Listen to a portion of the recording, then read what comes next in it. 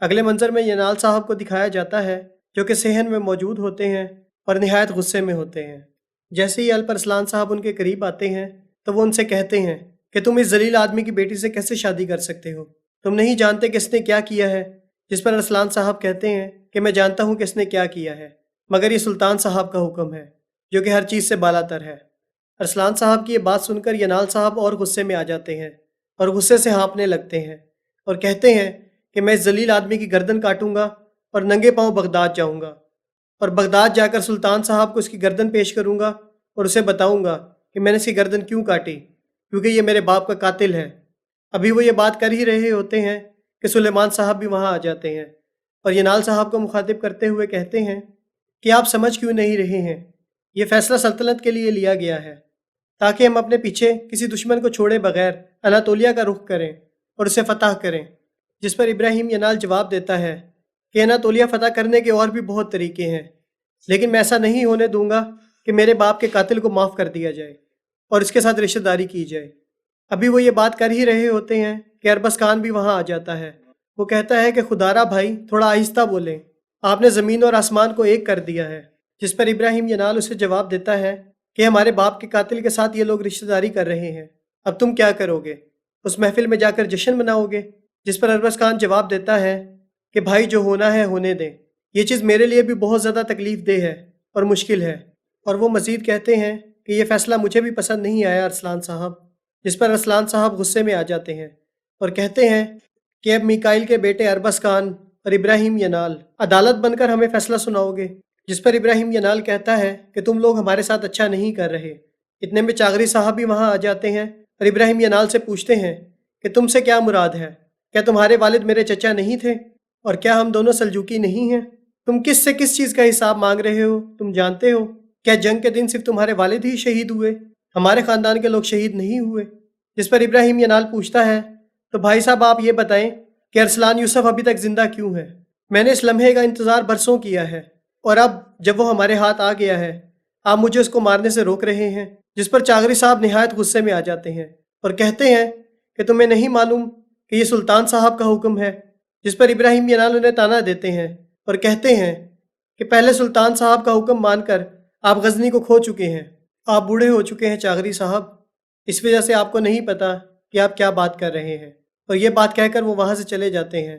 اس کے بعد ارسلان یوسف کے محل کو دکھایا جاتا ہے جہاں گولجا اپنے بستر میں لیٹی ہوئی رو رہی ہوتی ہے۔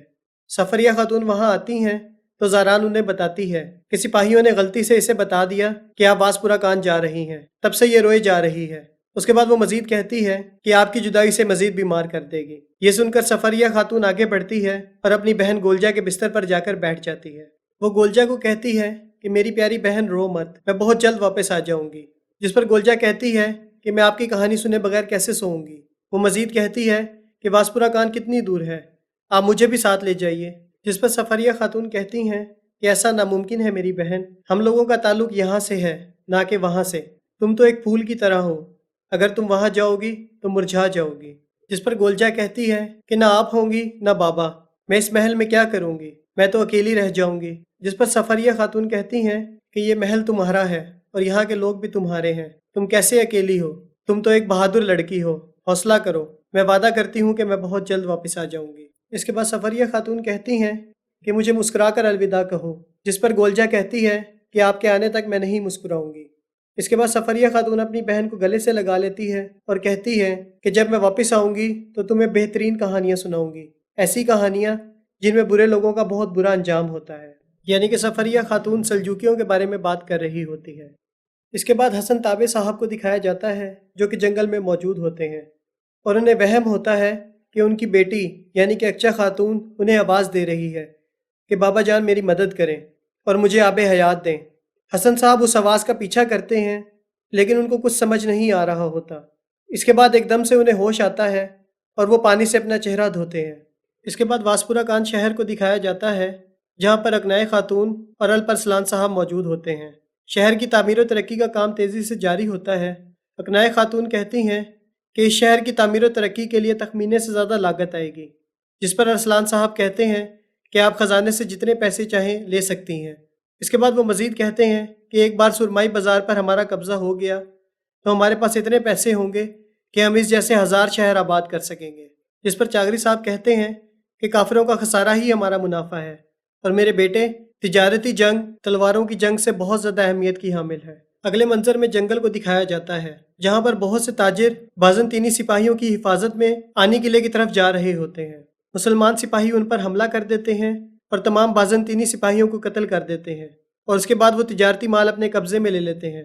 تاجروں کو مخاطب کرتے ہوئے سلیمان صاحب کہتے ہیں کہ تمہارا مال ہم لے کر جا رہے ہیں اور ہم نے تمہاری جان کو بخش دیا ہے۔ اس کے بعد ارسلان صاحب اپنے منصوبے کے بارے میں بتاتے ہیں کہ اب وہ تاجر گریگور کے پاس جائیں گے اور اپنے سامان کا ہرجانہ طلب کریں گے، اور جب وہ ہرجانہ انہیں نہیں ملے گا تب وہ ہمارے پاس آئیں گے۔ اس جنگ میں تلوار سے زیادہ سیاست کی ضرورت ہے۔ ابھی وہ یہ بات کر ہی رہے ہوتے ہیں کہ حسن تابع صاحب وہاں آ جاتے ہیں اور دور سے کھڑے ہو کر کہتے ہیں سیاست کے لیے علم و حکمت کی ضرورت ہوتی ہے، تو پھر مجھے بتائیں کہ مدرسہ کدھر بنائیں۔ حسن تابع صاحب کو دیکھ کر تمام لوگ بہت زیادہ خوش ہوتے ہیں، خاص طور پر ارسلان صاحب کہ آخرکار حسن صاحب واپس آ گئے ہیں۔ ارسلان صاحب پیچھے مڑ کر حسن تابع صاحب کی طرف جاتے ہیں اور انہیں گلے لگا لیتے ہیں اور انہیں خوش آمدید کہتے ہیں، جس پر حسن تابع صاحب خوش ہو جاتے ہیں اور ان کا شکریہ ادا کرتے ہیں۔ اگلے منظر میں الیگزینڈر اور گریگور کو دکھایا جاتا ہے جو اپنے سپاہیوں کے ساتھ جنگل میں موجود ہوتے ہیں۔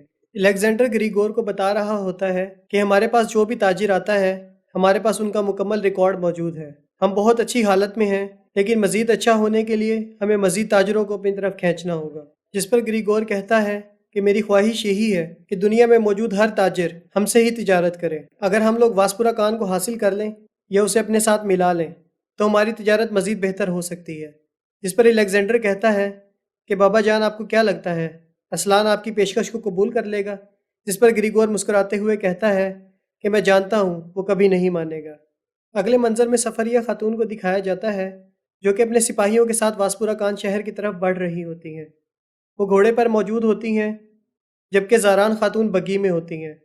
وہ انہیں آواز دے کر کہتی ہیں کہ آپ بھی بگی میں آ جائیں اور تھوڑا سا آرام کر لیں۔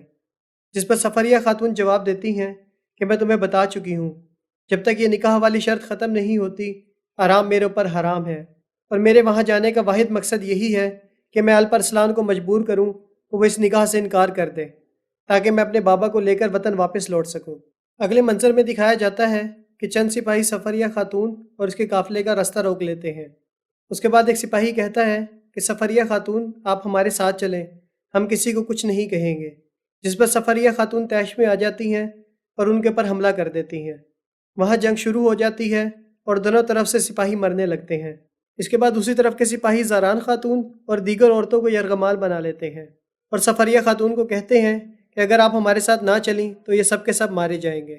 جس پر سفریہ خاتون ہتھیار ڈال دیتی ہیں۔ اس کے بعد واسپورا کان محل کا منظر دکھایا جاتا ہے جہاں پر چاغری صاحب، سلے جان خاتون، الپ ارسلان صاحب اور حسن تابع صاحب موجود ہوتے ہیں۔ اس کے علاوہ دیگر ساتھی بھی وہاں موجود ہوتے ہیں۔ چاغری صاحب کہتے ہیں کہ اللہ تعالیٰ کا شکر ہے کہ آپ ہماری محفل میں دوبارہ واپس آ گئے، جس پر حسن تابع صاحب ان کا شکریہ ادا کرتے ہیں۔ اس کے بعد حسن تابع صاحب الپ ارسلان صاحب کو مخاطب کرتے ہوئے کہتے ہیں کہ آپ اور میں دونوں ایک ہی امتحان سے گزرے ہیں، لیکن اب آپ کا دوبارہ امتحان لیا جا رہا ہے۔ میں جانتا ہوں کہ یہ آپ کے لیے مشکل وقت ہے، اللہ تعالیٰ آپ کو صبر دے اور اس فیصلے کو ہم سب کے لیے درست ثابت کرے۔ محفل میں بیٹھے تمام لوگ آمین کہتے ہیں۔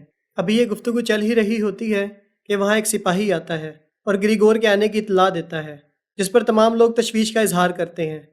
ارسلان صاحب کہتے ہیں کہ اسے اندر لے آؤ۔ اس کے بعد واسپورا کان شہر کے باہر کا منظر دکھایا جاتا ہے جہاں پر گریگور اجازت ملنے کا انتظار کر رہا ہوتا ہے۔ گریگور اپنے بیٹے کو کہتا ہے کہ کیسا وقت آ گیا ہے کہ وہ زمین جو صدیوں سے ہماری تھی اب ہمیں اجازت لے کے اس میں داخل ہونا پڑے گا۔ جس پر الیگزینڈر کہتا ہے کہ اس کو برداشت کرنا بہت مشکل ہے بابا۔ گریگور کہتا ہے کہ بیٹے ہم اس کو برداشت کریں گے بھی نہیں، بہت جلد واسپورا کان شہر دوبارہ سے ہمارا ہوگا۔ اتنے میں ایک سپاہی وہاں آ جاتا ہے اور کہتا ہے کہ جناب صرف آپ اندر جا سکتے ہیں، باقی سب یہیں انتظار کریں۔ جس پر گریگور کہتا ہے کہ میرا بیٹا میرے ساتھ آئے گا، باقی سب یہیں رکیں گے۔ سپاہی کہتا ہے کہ آپ کا بیٹا آپ کے ساتھ آ سکتا ہے۔ اس کے بعد وہ دونوں شہر میں داخل ہو جاتے ہیں۔ وہ شہر سے گزر رہے ہوتے ہیں اور ارد گرد کا جائزہ لے رہے ہوتے ہیں۔ ایک جگہ وہ کیا دیکھتے ہیں کہ ایک شخص صلیب کو توڑ رہا ہوتا ہے۔ یہ دیکھ کر ان کا دل خون کے عنصر ہوتا ہے۔ گریگور اپنے بیٹے کو بتاتا ہے کہ روم کے عظیم شہنشاہوں نے اس شہر کو بہت خوبصورت تعمیر کیا تھا، اب نہ جانے یہ سلجوکی اس کے ساتھ کیا کریں گے۔ اس کے بعد وہ محل پہنچ جاتے ہیں۔ محل کے باہر ایک سپاہی کہتا ہے کہ اپنی تلواریں ہمارے حوالے کر دیں۔ وہ اپنی تلواریں انہیں دے دیتے ہیں۔ چھت پر کھڑا ارسلان یوسف یہ تمام منظر دیکھ رہا ہوتا ہے۔ گریگور کی نظر جب ارسلان یوسف پر پڑتی ہے تو ارسلان یوسف آنکھوں ہی آنکھوں میں اسے خوش آمدید کہتا ہے اور گریگور بھی مسکرانے لگ جاتا ہے۔ اس کے بعد وہ دونوں محل میں داخل ہوتے ہیں۔ گریگور ارسلان صاحب کو مخاطب کرتے ہوئے کہتا ہے کہ میں نے سنا ہے کہ ترک ایک جگہ پر زیادہ دیر نہیں رہتے اور آپ لوگ ہجرت کرتے رہتے ہیں، تو آپ یہ بتائیں کہ واسپورا کان شہر میں رہنے کا ارادہ کتنی دیر کا ہے؟ جس پر ارسلان صاحب جواب دیتے ہیں کہ میں واسپورا کان کا تو نہیں جانتا، لیکن آنی میں زیادہ لمبے عرصے تک قیام کروں گا۔ جس پر گریگور اور الیگزینڈر مسکرانے لگ جاتے ہیں۔ جس کے بعد ارسلان صاحب ان کے آنے کی وجہ دریافت کرتے ہیں۔ گریگور کہتا ہے کہ میں نے سنا ہے کہ آپ شادی کر رہے ہیں، میں آپ کو مبارکباد پیش کرنے کے لیے آیا تھا۔ یقیناً یہ شادی کارا خانیوں اور سلجوکیوں کے لیے بہت سود مند ثابت ہوگی، لیکن میں ینال صاحب کے بارے میں پریشان ہوں کیونکہ ارسلان یوسف نے ان کے والد کو قتل کیا ہوا ہے۔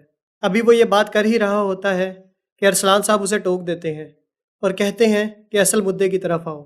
جس پر گریگور جواب دیتا ہے کہ میں تمہیں یہ سمجھانے کے لیے آیا ہوں کہ مجھے کیکاؤ منوس مت سمجھنا۔ جب اس کا بیٹا مرا تو وہ پاگل ہو گیا اور اسی پاگل پن میں اس نے واسپورا کان شہر کو کھو دیا۔ جس پر ارسلان صاحب کہتے ہیں کہ تمہارے خیال میں اس کے پاگل پن نے واسپورا کان شہر کو کھویا ہے؟ جس پر گریگور جواب دیتا ہے کہ میں ماضی کے بارے میں بات نہیں کرنا چاہتا اور نہ ہی مستقبل کے بارے میں صرف حال کے بارے میں بات کرنا چاہتا ہوں اور تمہاری توجہ ایک اہم مسئلے کی طرف مبذول کروانا چاہتا ہوں۔ ارسلان صاحب کہتے ہیں کہ تم کس مسئلے کی بات کر رہے ہو؟